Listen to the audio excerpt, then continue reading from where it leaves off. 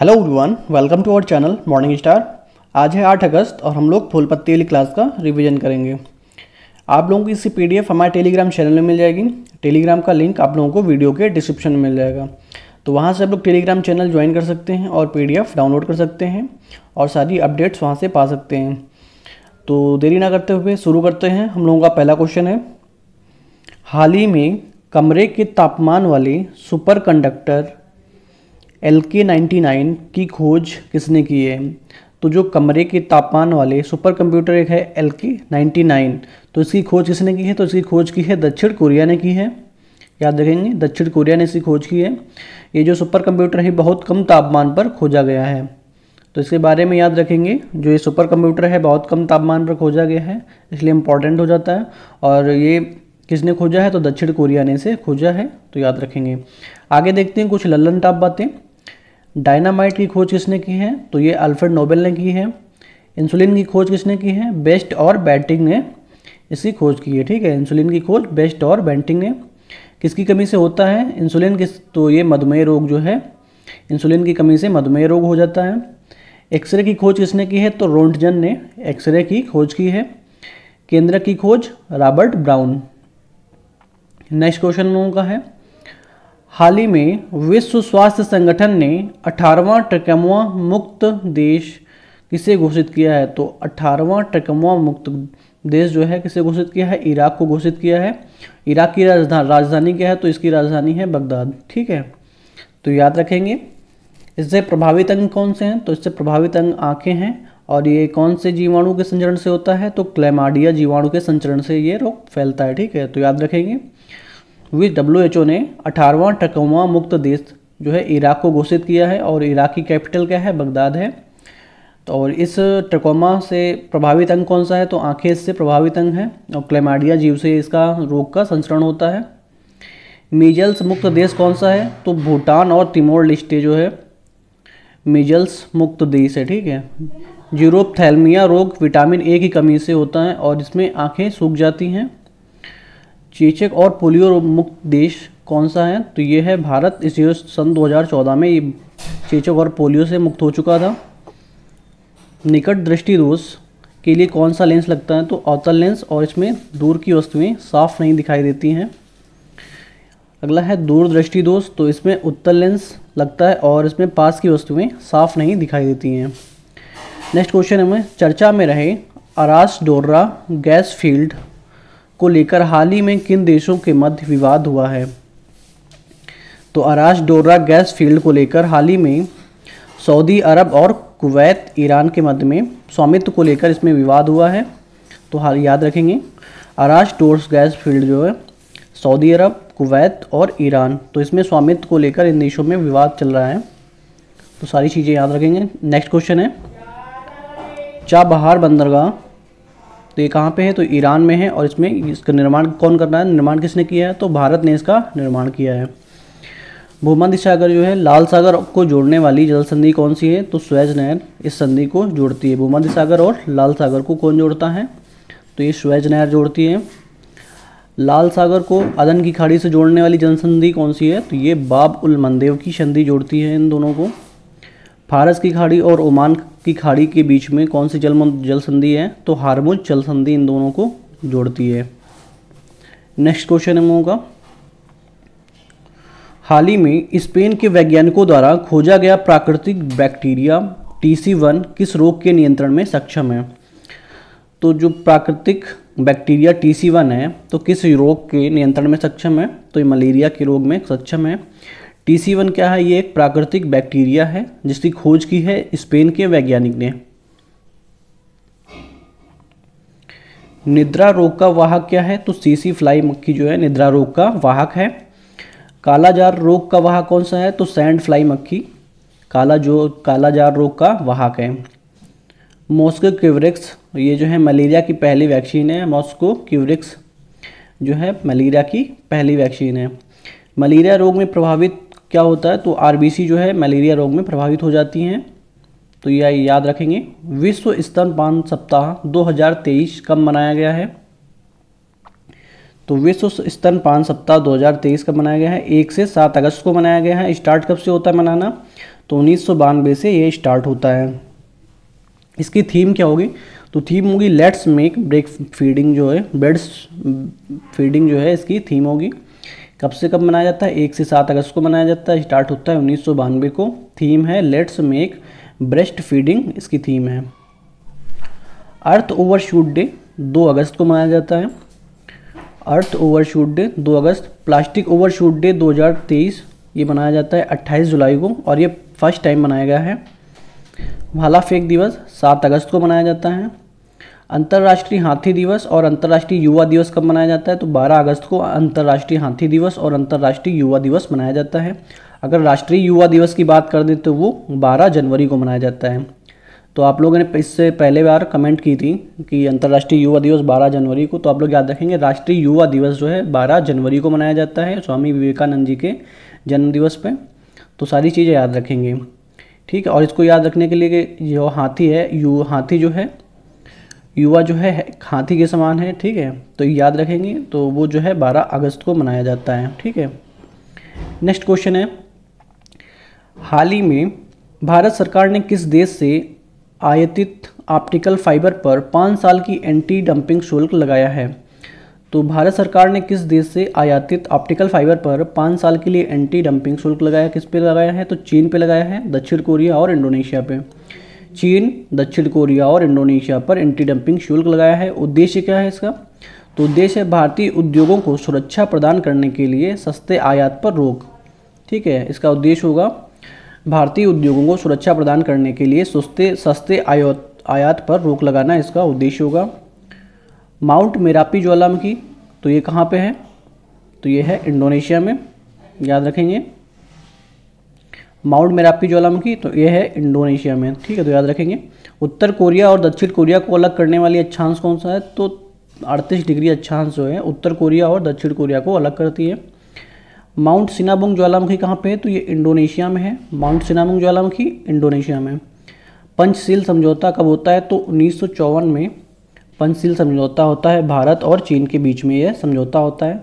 Sumatra और जावा और Borneo द्वीप कहाँ पे है? इंडोनेशिया में है, ठीक है। सुमात्रा, जावा और बोर्नियो द्वीप कहाँ पे हैं? तो ये इंडोनेशिया में है।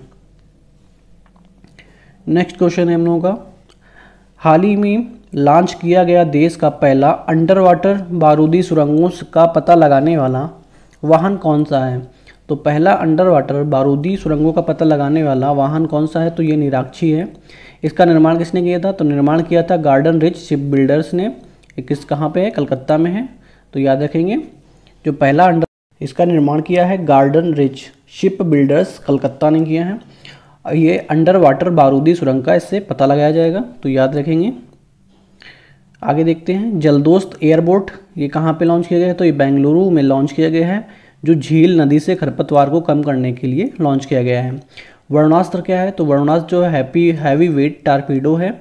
INS विक्रांत क्या है? तो भारत का पहला स्वदेशी विमान वाहक पोत है। INS विक्रांत भारत का पहला स्वदेशी विमान वाहक पोत है। हाल ही में गैंडों के संरक्षण के लिए राइनो टास्क फोर्स का गठन की घोषणा किसने की है? तो ये बिहार ने की है। और इसका गठन कब हुआ है? ये वाल्मीकि राष्ट्रीय उद्यान जो है कहाँ पे हुआ है? पश्चिमी चंपारण में, ठीक है। तो बिहार का ये एकमात्र राष्ट्रीय उद्यान है, तो याद रखेंगे। राइनो टास्क फोर्स का गठन करने की घोषणा किसने की है? तो बिहार ने की है। तो गठन कहाँ पे हुआ है? वाल्मीकि राष्ट्रीय उद्यान में इसका गठन हुआ है, और ये बिहार का एकमात्र राष्ट्रीय उद्यान है। तो वाल्मीकि राष्ट्रीय उद्यान कहाँ पड़ता है? तो ये पश्चिमी चंपारण में पड़ता है, तो याद रखेंगे। काजीरंगा राष्ट्रीय उद्यान, तो ये असम में है, और ये एक सींग वाले गैंडे के लिए प्रसिद्ध है। वन्य जीव संरक्षण बॉन्ड, तो ये क्या है, किसने लॉन्च किया है? तो विश्व बैंक ने इसे लॉन्च किया है। काले गैंडों के संरक्षण के लिए इसे लॉन्च किया गया है। हर घर गंगा जल, तो ये यह योजना कहाँ पे है? बिहार में। और ये बौद्ध संगीतियाँ देखते हैं, तो ये 4 बौद्ध संगीतियाँ हुई थी, तो याद रखेंगे। पहली कहाँ पे हुई थी? राजगृह, वैशाली, पाटलिपुत्र और कुंडलवन में। तो इसकी ट्रिक है रवा पका, ठीक है। तो रा से राजगृह, वा से वैशाली, पा से पाटलिपुत्र, का से कुंडलवन। और इसके शासक कौन थे? तो अकाक, ठीक है। इसके शासकों की ट्रिक क्या है? अकाक है, AK एक ये इसकी ट्रिक है। तो अजातशत्रु, कालाशोक, अशोक और कनिष्क इसके शासक हैं। ठीक है, अजातशत्रु, कालाशोक, अशोक और कनिष्क इसके शासक हैं। और इसके अध्यक्ष कौन थे? तो इसके अध्यक्ष थे, इसकी रखने की ट्रिक है मासा मोह।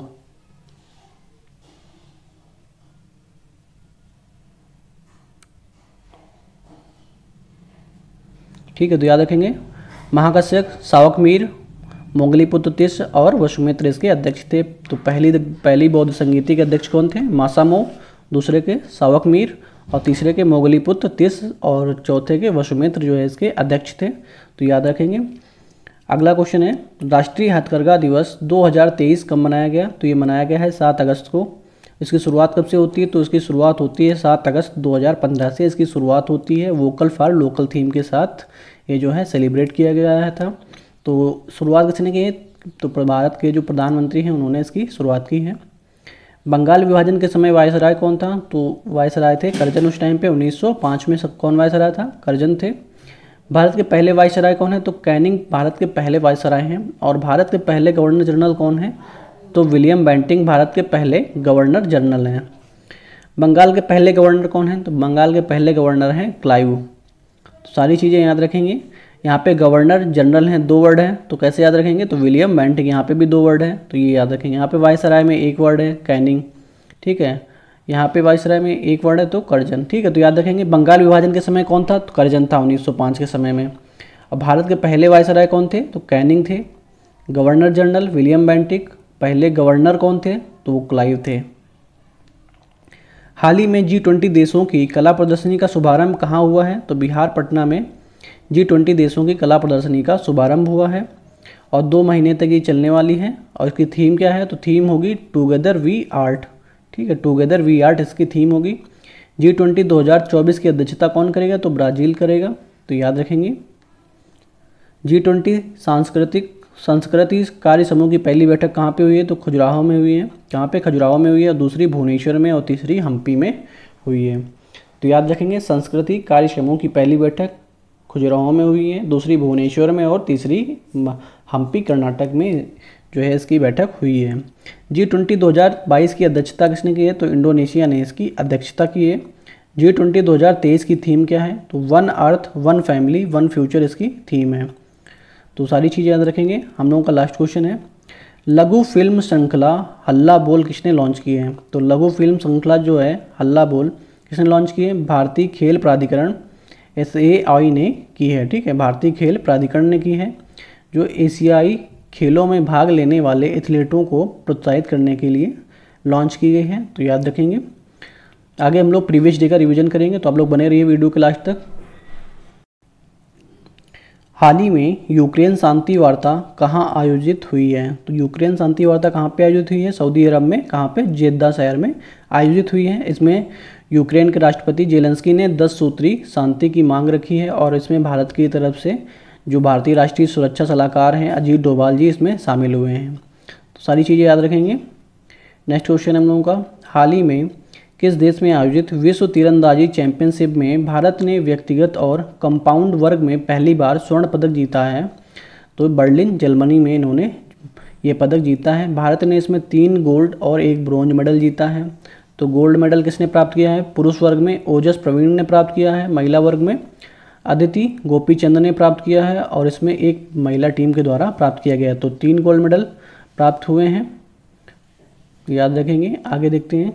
नेक्स्ट क्वेश्चन है हाल ही में अफ्रीकी लोगों में खोजा गया जीन वेरिएंट CHD1L किस रोग के नियंत्रण में शामिल है? तो ये एड्स के नियंत्रण में शामिल है। HIV वायरस को नियंत्रित करने के लिए विशेष प्रोटीन को तैयार किया जाएगा इससे। एलिसा टेस्ट एड्स रोग की जांच के लिए होता है। हाल ही में चर्चा में रहे आइंस्टीन क्रॉस का संबंध किससे है? तो यह दुर्लभ खगोलीय घटना है। इसकी भविष्यवाणी 1915 में आइंस्टीन के द्वारा की जाती है। इसरो का चंद्रमा की कक्षा में सफलतापूर्वक प्रवेश करने वाला मिशन कौन सा है? तो चंद्रयान प्रथम, चंद्रयान द्वितीय और चंद्रयान तृतीय इसके मिशन है। और चंद्रयान तृतीय जो है 14 जुलाई 2023 को लॉन्च किया जाता है। इसका अन्य नाम बाहुबली है। और ये किस व्हीकल के द्वारा भेजा जाता है? तो LVM-3M4 के द्वारा इसे लॉन्च किया जाता है। इसरो ने इसे लॉन्च किया है। इसका हेडक्वार्टर कहाँ पे है? बेंगलुरु में है। इसरो की स्थापना होती है 15 अगस्त 1969 को इसकी स्थापना होती है और इसके वर्तमान में हेड हैं एस सोमनाथ, इसके वर्तमान में हेड हैं। प्रतिवर्ष हिरोशिमा दिवस कब मनाया जाता है? तो हिरोशिमा दिवस मनाया जाता है 6 अगस्त को। परमाणु हमला जो है यूएसए पर जापान ने किया था, तो याद रखेंगे 6 अगस्त को जो है यूएसए ने जापान पर परमाणु हमला किया था। किस बम से? तो लिटिल बॉय नामक परमाणु बम से हमला किया था। फिर उसके बाद में 9 अगस्त को नागासाकी पर फैटमैन नामक परमाणु बम से हमला किया था। भाला फेंक दिवस 7 अगस्त को मनाया जाता है और जापान का सबसे बड़ा द्वीप होन्शु द्वीप है। जापान की संसद को डाइट कहते हैं। भारतीय ब्यूरोक्रेसी के इतिहास में सबसे लंबे समय तक रहने वाले कैबिनेट सचिव कौन होंगे? तो सबसे लंबे समय तक रहने वाले राजीव गौबा होंगे।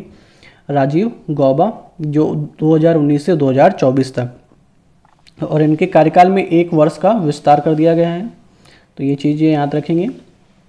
देश का पहला ऑन साइट प्रतिष्ठित स्थल संग्रहालय किसे कहाँ पे स्थापित किया गया है? तो प्रतिष्ठित स्थल संग्रहालय तमिलनाडु में स्थापित किया गया है। किस जिले में? थूथुकुडी जिला में इसे स्थापित किया गया है। आदिचलनूर नामक स्थान पर जो है लौह युगीन स्थल था, ठीक है, तो याद रखेंगे।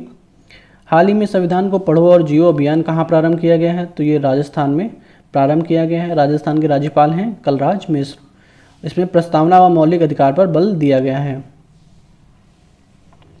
विदेशी प्रवासियों को आर्थिक सहायता प्रदान करने के लिए कौन सा राज्य शुभ यात्रा योजना प्रारंभ करेगा? तो केरल राज्य जो है शुभ यात्रा योजना प्रारंभ करेगा और यहाँ के सीएम हैं पिनराई विजयन। राष्ट्रीय बैडमिंटन उत्कृष्टता केंद्र स्थापित कहाँ पे होगा? तो ये असम में स्थापित किया जाएगा, तो याद रखेंगे। आई होप आप लोगों को वीडियो पसंद आया होगा। वीडियो पसंद आया हो तो वीडियो को लाइक करें और चैनल को सब्सक्राइब करें और वीडियो को ज़्यादा से ज़्यादा शेयर करें। Okay, thank you guys, thanks for watching.